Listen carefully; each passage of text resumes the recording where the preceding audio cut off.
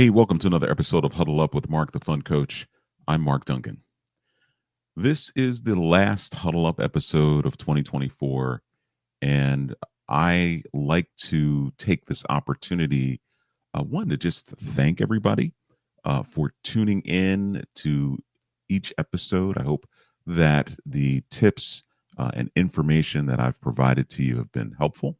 As we close out 2024, I like to take this opportunity to give you a few tips for those year-end gifts that come in.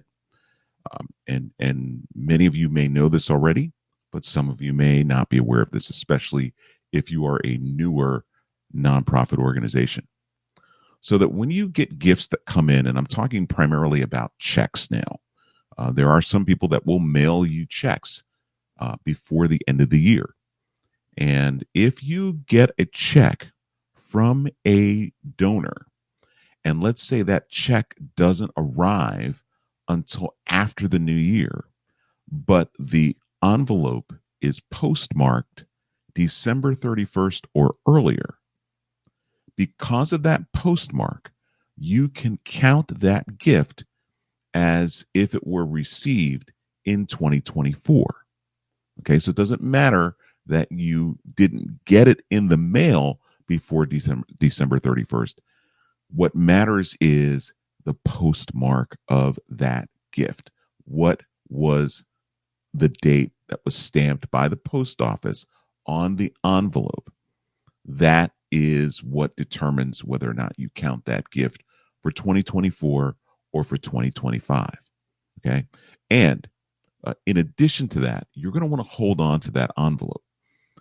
If you do an audit or you do a review every year and you have gifts that come in 2025, but they're postmarked December 31st or earlier, you're going to want to hold on to those envelopes just in case your auditor has any questions about that particular transaction. Because if they're looking at the check, of course, the check should be dated 2024, but perhaps they noticed that you entered that into your financial records on January 7th, even though the gift, and because it arrived in January, you have proof that that gift actually should be counted for 2024 because it was postmarked December 31st or earlier. So that's a tip that I always love to share this time of year, especially when it comes to checks that you receive in the mail. The other thing that I want to mention is that this is the time of year to be pushing for people to make that gift, especially if they're doing online gifts, right up until the end of the year. So it's not a bad idea, even if you don't necessarily do a year-end campaign. It's not a bad idea to send an email to your constituents asking them to consider making a year-end gift and make it easy for them. Make sure that you add a link to the button that is on your website. Hopefully you have a button on your website that says donate or give now. You want to make sure that the link to that is in the email. And in the email, tell a story about how successful 2024 was for the people that you serve because of the work that you do. This is a good opportunity. It doesn't have to be fancy. It doesn't have to be colorful. Perhaps maybe you add a photo in the email. You can send it from your email, or you can send it through your email, a program that is perhaps part of your CRM.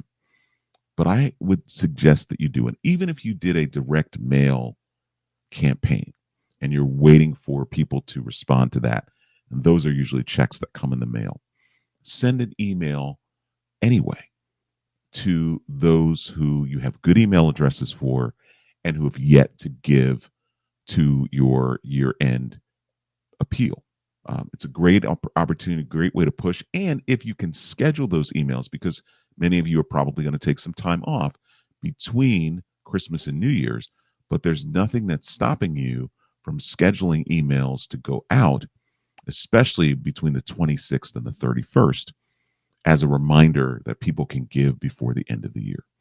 What you're doing is you're creating a sense of urgency for your donors who would like to make a year-end gift, and help your organization and help you meet your goal.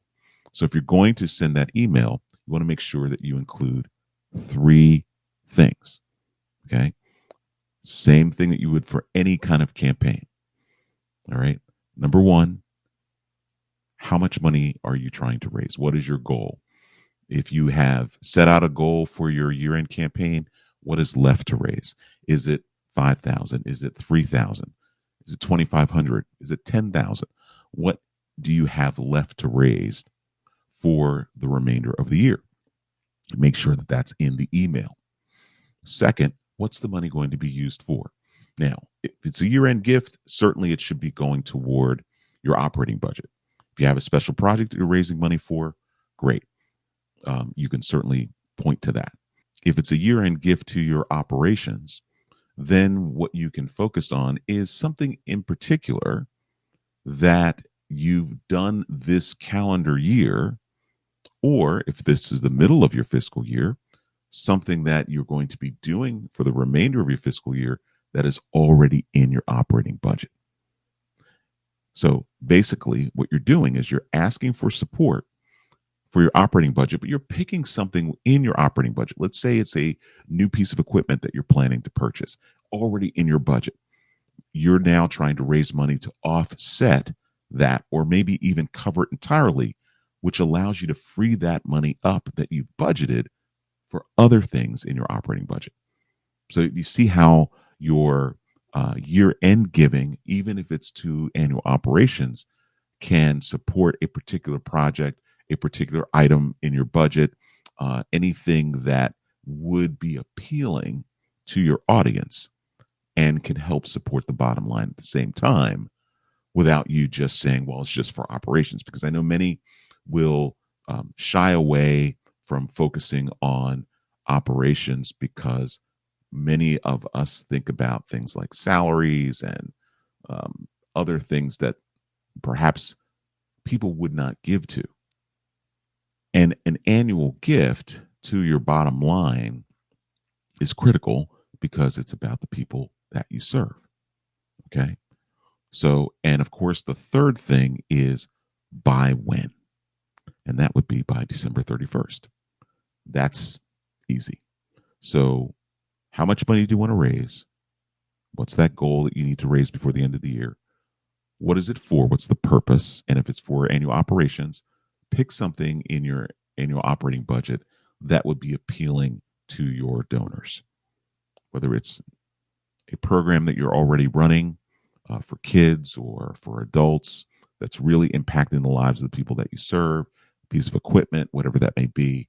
Make sure you identify that in the email.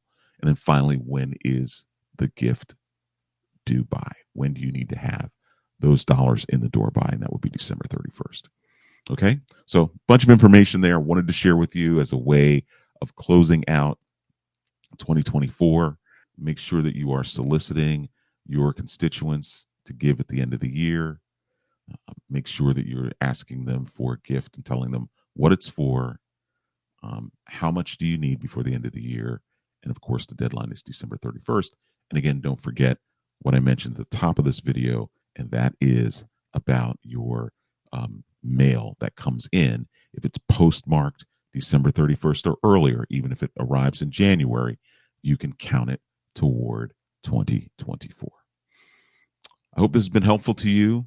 I will be back with a new video, a new Huddle Up episode in 2025. In the meantime, I wish everyone a very, very happy holidays and a very prosperous new year. And of course, this whole idea about fundraising, it's not about the dollars. It's about what the dollars do for the people that you serve. Thank you again. Happy holidays, and we'll see you in 2025.